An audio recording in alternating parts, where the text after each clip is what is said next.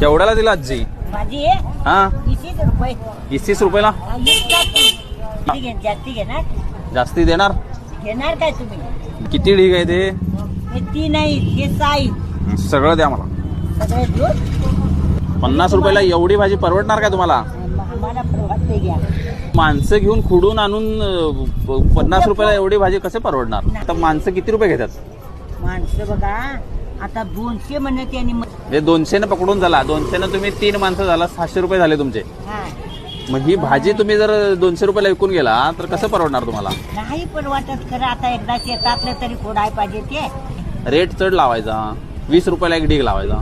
नको कोण घेताय व परवडलं तर घेतात, नाही तर जाईना. नाही काय ते घरला नेऊन कुजत घालते. आता जाईना खाईनात माणसं तिकडे. माणसं खाऊन देत खाऊ देत. मग तुमचं नुकसान होऊन माणसं खाऊ देत. आम्हाला बी आशीर्वाद जरा देऊन देत. पण आशीर्वाद देत नाहीत की माणसं. खरं दिनात नाही तर तसंच तरी खाईना तिकडे. पण खाऊ देत. खाऊन देते. मला ते 5,000 तर मिळायला पाहिजे तर तुम्ही फायद्यात. नाही हो तेवढं कोण हिशोब करताय? करायला पाहिजे, शेतकऱ्यांना हिशोब करायला पाहिजे मावशी. मोठ्या पिशव्या आहेत दुकानातल्या. म्हणजे तुम्ही पिशव्यांचा सदुपयोग करायला लागलाय.